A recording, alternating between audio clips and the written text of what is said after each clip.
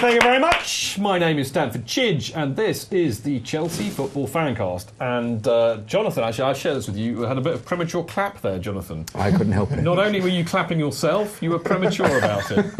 It's a inevitable consequence of my enthusiasm of being so near Can you get medication for that kind of thing? Listen, if you've got to clap, you've got to clap. It comes upon you. Better out than in, Jonathan. That's what I like to say. Now, you may have realised already that we're now missing the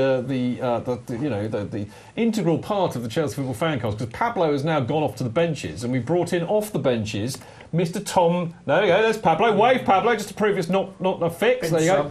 You've been subbed. No, we love Pablo, but we've now got this wonderful man here, Tom Deacon, who is in fact the Eurofan, who's come to join us around the table, because we're going to talk to him in a minute all about what that entails. But as you know, this is the bit of the show normally where we get questions from you lovely people, and you can do that by posting on Mixlr.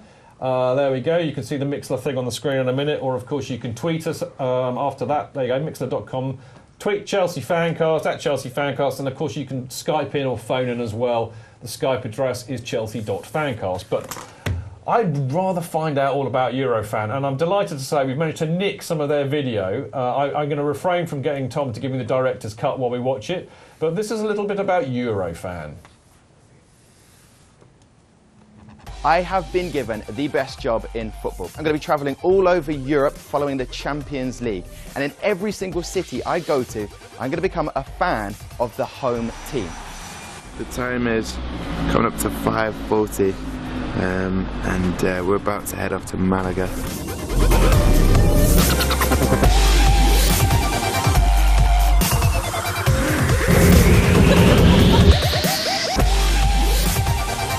Here we are.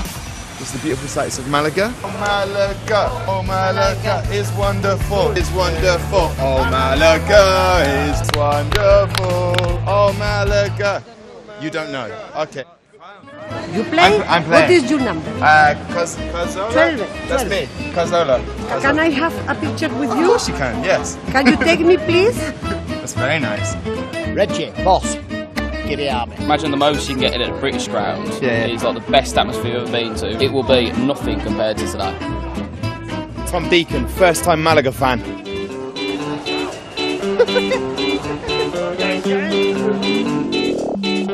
That's the Gary Army, here they are.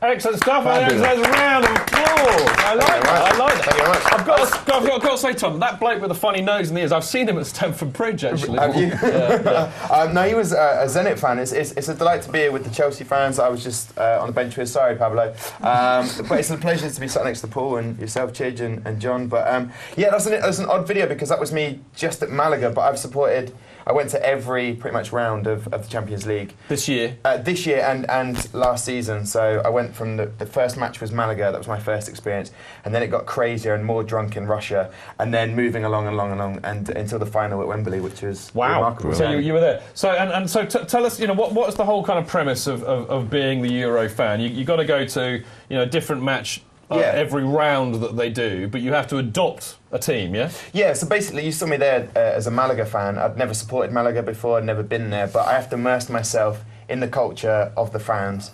So I drink with them, I sing with them, try and make old men who don't want to be on camera try and sing. That sounds like the Chelsea FanCast. Do they think you're taking the wheel a bit? Do you know what? They're actually the nicest. I mean, football's universal. It's the language of football. You can chat about it wherever you are. But they don't actually. They just feel like, oh, you want to be a Napoli fan, as I did this season. And they sort of take me on board, and they really sort of like, all right, you want to be a Napoli fan? All right, let me show you. This is what we sing. We have to wear a scarf, and I always buy the jersey and my phrase is I get amongst it. So I become a fan for that night, and which I'm going to do tomorrow, which I can't wait. Who do you actually support then? I'm actually a Southampton fan. Oh, okay. Is that all right? No, I can't have Luke Shaw. I don't think so. You're not having Luke Shaw. Actually, you know what? I found this out actually before we went on air tonight. But Tom and I basically are both from Hampshire, so I actually grew up with people who support Southampton. So It's not that bad, is it? It's Should you quite do a nice. Saints fan, really? No, I'm then? not, because my old man was a Portsmouth fan. Don't finish the song. Indeed. Don't finish the song. But my old man was a Portsmouth fan. I asked my mother, but you're like what this. should I be? Exactly. Should I be Pompey? Scummers. Anyway, Yeah. Dad was a Pompey fan. The first game that I ever went to was Portsmouth versus Leyton Orient in about 1972. And it nearly put me off football for life. Even at the age of about 6, I realised that what was being put in front of me was absolute rubbish. So I said, Dad... The O's didn't deliver for that for the game, Portsmouth certainly didn't deliver. Okay. And I said, Dad, never take me to football ever, OK? This is your last warning. Never do it again. And this is going to make you weep, because he redeemed himself by, in 1976, getting a ticket for the FA Cup semi-final. Oh, when the Saints. Southampton versus Crystal Palace, because basically most of Hampshire went. And which was at Stamford Bridge. Yes, exactly. Yeah. He took me there, and I was in the shed end, and I just fell in love with Stamford Bridge. Yeah. And I was like, as a 10-year-old or something like that, telling him, I said, Dad, Chelsea, I'm going to be a Chelsea fan. I was not interested in Southampton at all, or watching them beat Crystal Palace. Yeah. All I wanted to know was that this was Stamford Bridge, and I was at Stamford Bridge. So there we go. You lost me, Tom. You could have had me. You could have had me, but you lost me. Do you know what? It happens on the. I get to love all these different teams. I'm worse than Ibrahimovic, but I play for all these different clubs, and I wear the jersey. And like I was at Atletico Madrid last week, and you find out the history about the club, meet some of the ex-players. I get to ask a question at some of the press conferences, which is good fun. Did you get any answer from the Atletico Madrid fans about their badge? We did this on the show a few years ago because we were playing them, but their badge has got a bear looking like he's having a wee against a tree. It's a bit bizarre. No, I didn't ask about that. I was too flabbergasted that a Spanish man came over to England to get some Blackburn Rovers kits. That's right. And couldn't get them because obviously JJB had sold out, and they bought a Saints shirt, so they took them back over to Madrid. Right. Yeah. So the Rocky Blancos, as they're known, the red and whites, and so I'll be chatting to some guy. Kinship there. Well, you're from Southampton. She's crazy. She's crazy. And then I've embraced in, and we drank with them more. So, before we talk about what you've got to do tomorrow, the whole Eurofan thing's very much part of Copper 90, isn't it? Yeah, it's a football channel on YouTube, we've got different shows going on, and travel around. I went on an MLS signature series where I managed to annoy Thierry Henry, let's say that, where I really annoyed him. No, you can't just let that lie. How did you annoy Thierry Henry? He doesn't like being filmed, does he, Thierry Henry? He's quite an arrogant man. So, arrogant, yes. So he was with Timmy Cahill, who's not a friendly fella. He threatened to wrap the camera round the cameraman. If there happens again, I'm going to wrap that camera around your cameraman's face. And we've got some Aussies here, so sorry about that accent. He sounds like the Mitchell Johnson of football. Yeah, and Thierry Henry just blanked me. The thing was, though, so I apologised. All I wanted was a signature on my shirt, but he saw me as a press. The next day, we're at the Sporting Kansas City training ground. He's there on his own. He walks past. They've got a camera crew. Fox News are filming us about the journey. Yeah. And then I just said, can I get an autograph, Thierry? He went, oh, you again. And then I was like, oh, can I get an autograph? No. And you know why. And that was it. And the problem was the series goes on, the whole journey. Eventually, I have to put shades on one night after the New York Red Bulls on his birthday, and I've slung it through and put different acts on. I'm like, sure, can I have an autograph like that? And he signed it, and so I win. I like that. Round of applause for that. Oh yes. Stick it to Henry. That's what we like hearing. Did he know that you got the autograph? Yeah. No, he didn't until I took it off, and then a camera appeared out of nowhere, and I'm like, oh yes, we win, Thierry. I wanted to kind of ask you guys how I can be a better Chelsea fan. Well, we've got an idea there. So I've been plotting with your wonderful producer about what you can do tomorrow night. I need to ask where you're sitting though. Yeah, he's Pardon? It's not easy to get. Well, no, I'm going to say because if you're VIP. I've sat in a mouth.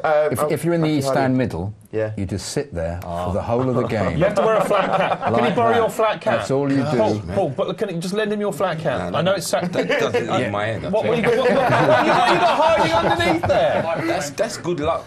All right, okay, we won't. But basically, you have to sit in the East middle where he sits reading a newspaper. Yeah, reading a newspaper for the game. Don't watch the game at all. And when Chelsea score, you go, oh yes, it's a goal. Oh no, come on, guys. No, That's not true. That's what he says. That's what he says. That's because you never sing or anything. No, I don't sing. Right, okay, we've got some challenges for Tom, which are going to be cracking. But as you can see from our logo, Celery, Guinness. Celery and Guinness are writ large in the Chelsea culture. So we think it would be very appropriate for you to go and find a pub tomorrow. Okay. And you need to drink a pint of Guinness in that pub. Not a problem. And toast Chelsea and celery while you're doing it. That's easy, okay? I thought we could make it a little bit more complicated, and I think the boys here on the benches can help you out with this, but I think you need to lead the singing and get a One Man Went to Mow started. What do you reckon about that? Benches, show him a bit of One Man Went to Mow. One man went to mow a meadow. One man and his dog Spot went to mow a meadow. Two men went to mow a meadow.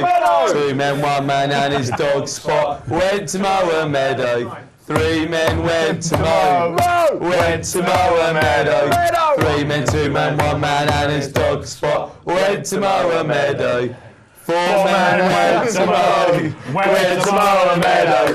Four men, three men, two men, one man and his dog Spot went to mow a meadow. Five men went to mow a meadow. Five men, four men, three men, two men, one man and his dog Spot went to mow a meadow. Six men went to mow a meadow. Six men, five men, four men, three men, two men, one man and his dog Spot went to mow a meadow. Seven men went to mow a meadow. Seven men, six men, five men, four men, three men, two men, one man and his dog Spot went to mow a meadow. Eight men went to mow a meadow. Eight men, seven men, six men, five men, four men, three men, two men, one man and his dog Spot went to mow a meadow. Nine men went to mow a meadow. Nine men, eight men, seven men, six men, five men, four men, three men, two men, one man and his dog Spot went to mow a meadow. 10 men went to mow a meadow. 10 men, 9 men, 8 men, 7 men, 6 men, 5 men, 4 men, 3 men, 2 men, 1 man and his dog Spot went to mow a meadow. Chelsea! Chelsea! Chelsea! Chelsea! Chelsea! Enough! Alternatively, he could do Zigga-Zagga, couldn't he? First song. So there we go. Zigga-Zagga. So now you've seen... That was your first song? That was your first song. How about that? So now you've seen that, you need to start that. And I think there's another thing that comes after that. Can you show Tom how to do the bouncy? Got to do the bouncy. Bounce in a minute. You're gonna bounce. Can you not do that one there? Bounce in a minute. We're not on camera when we do it. No, I know, but that'd be funnier. Bounce in a minute. You'll only lose your head. Wouldn't be the first time. Well, they're all sulking. I went once to the Matthew Harding stand and I sat there and Jose Bosinga was playing for them and then it was all bouncy. So I've you know about the bouncy, la la la la la. No, but I do now. It's like the Gay Gordons. You know, basically what they don't know is that Chelsea fans don't know that is actually the tune to the Gay Gordons, isn't it? That's the Archers. That's the Archers, yeah, it is. Yeah. You should know about that. Yeah. But it is, it's the Gay Gordons. Yeah, anyway, Chase me Charlie up the leg of me drawers. That's what it is, yeah. Is that from the song? Chase me Charlie up the leg of me drawers. Is that the one from Gordon Wears Your Trousers? It's very similar. I thought it might be. Donald Wears Your Trousers. Goodness gracious me. Yeah, well, I think you should also try and start a bouncy somewhere because the thing is, they're easy to start. I mean, it's like a kind of Pavlovian thing, you know. If you start going, one man went to mow, then you'll get everybody joining in. But don't be dissuaded if nothing happens. Just keep at it. But I think you should try Zigga-Zagga. Zigga! No. You have to have a direct link to Greenaway to be able to start. Oh, that's true. Okay, all right. Well, can't you get near the... Yes, I know the rules. Now, there's another thing I think we should do, and I don't know if we can organise this, but we will try. Pablo and Dazza, they have a lot of clout, you know. They're like made men in terms of Chelsea. I've sat next to one of them and he's got clout all over him. Did it rub Do you want to know, Tom? Do you want to know how much clout me and Pablo have? How much? We get relegated to the bloody benches here. Darren Mantle, the great smell of clout. Yes, it's like an aftershave, isn't it? We'll start leaking stuff. Anyway, look, what we could do, so we all write for the main fanzine, which is called CFC UK, and basically you sell that before the game in Fulham Road. Okay, which means you have to stand in Fulham Road. Imagine this is the fanzine. Yeah. You have to, come and get your Chelsea fanzine! Hurry up, it's only £1! That's what you have to do. I reckon I could I reckon if we have a word with he who must not be named, and then Tom can have a few fanzines and see if he can sell them. Yeah? What do you reckon, Darren? Yeah, no, I think that's a great idea. If Ben's going to be there recording again tomorrow before the match, then we'll try and get you some fanzines to sell on the street before the game, Tom, if you're up for that. Yeah, mate, I'll give you £1 as well, don't worry. You know, I'll buy one. Yeah. It's really not a complicated sales pitch. It is exactly what you said. Actually, Tom, I hate to disappoint you, but when you sell the fanzine, you only get 50p. If you sell it for £1, but you only keep 50p. You've got to have a float. Oh, okay. Yeah. That's right, isn't it, Darren? That is correct. It is, the rest is production costs and all the rest Well, of it. So. I've got float written all over me, and then the fellow over there's got clout, so we're perfect. The float and the clout. Oh, I like it. Now, listen, there's one more challenge that I've got for Tom, which he's going to do on the show tonight in a minute, but I'll reveal that in a minute. But before we do that, have you benches, you lovely, lovely people on the benches, have you got any questions for Tom or suggestions for Tom about challenges he could do, and any questions for Paul about how fabulous he is and the 1983-84 season? Any questions? I've got one for each, that's okay. Dan, you have to speak up, remember, because you're away from the mic. I've got one for each. Tom, do you ever get any sort of negativity doing what you're doing from ultras and fans and so on? Do you generally get well looked after? I normally get well looked after. Leverkusen, when they lost 4-0 a couple of weeks back, that was quite tough, but because I tried to get an interview with the ultras and kind of find out what they're all about, but they were worried because Paris Saint-Germain have got close connections with Cologne, and that's the rival to Leverkusen, and it was very sort of territorial. They were guarded and they didn't want to be on camera, and the Napoli fans, because they were playing Arsenal, were kind of really hesitant. I was English with a Napoli kit on, but do you know what? Most of the time, Russia I was worried about going to, but the Spartak fans took me under their wing. So yeah, no, I haven't seen the nasty side of football at all, which has been really fortunate because, you know, obviously I don't want to see that really. Cool. And question to Paul: favourite Chelsea goal? Fulham. 1-0. Half volley. Working on it at the training ground, and it was a case of where they was going to put me, and it was kind of just go in the back post. Anything comes across, you can just put it back in the box. And I remember the corner, and I thought this was all the time that Mickey Joy flicked it, but it was the Fulham defender at the time. I'm not too sure. And it flicked, and it came towards me, and you can imagine I was like, damn, what am I going to do with this? I was talking about, oh my God, the ball's coming, oh my God. And I hit it just into it, and it's half volley, and just as I hit it, it just went in. And you could see that joy that was the first goal. I turned, and literally I was supposed to be heading down to the end there because I had my cousins, and I was down there, and I was kind of like, yeah, give it some. But I slipped. The boys didn't know because I had my hand out there and they just picked. I mean, I think Mickey Philly is the first person that came to me and picked me up, and the rest of the boys, you don't know. Scoring a goal, it was just exciting. I'm surprised you didn't say the one when you scored 11 seconds after coming on against Sheffield Wednesday, mate. Yeah, that was natural. No, don't get me wrong. That was a game in itself. I mean, we're sitting down there, I'm sitting down there, and we're 3-0 down, and I'm looking at Keith Jones at the time. I said, "Ooh, there's no chance." Because what was said to you at half time? Well, it wasn't. It was the lady that said us, "There'll be a next time," and she was giving us sweets all through the game. Don't worry, Sheffield Wednesday fans. She went, "There'll be a next time."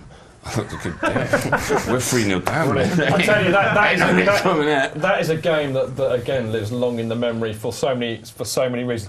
Very, very quickly, Tom, where can they see Eurofan and Copper 90?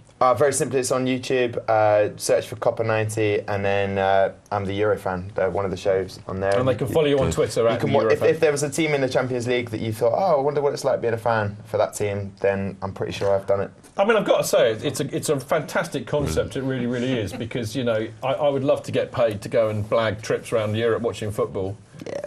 And kind of like quietly taking the mick out of other fans. Really, I've seen some of the footage, and it is gently. It's very kind humour. I have to say, it's not nasty waspish humour, but. Some of I watched some of it this afternoon, and there's some choice scenes in there. Really are. It's very funny. You must really love it. Oh, but then the other week, 2 weeks ago, I was supporting Olympiacos against Man United, and I'm in an Olympiacos kit, and I'm trying to get some few chants going. There's flares going off, and I'm part of that. And then to watch them beat United, and you're just like, there's some matches that I really you kind of get off on it. Yeah. Yeah, you do. Yeah. You become, when Leverkusen were losing 4-0, right. I'm like, Okay, we've got one more challenge for you, which we're going to be seeing right after the break. But the worst challenge of all, for many reasons. Some of you lot out there might actually prefer it, but Tom is going to actually present a bit of the show after this break coming up. You'll get a proper presenter, aren't you, Lucky?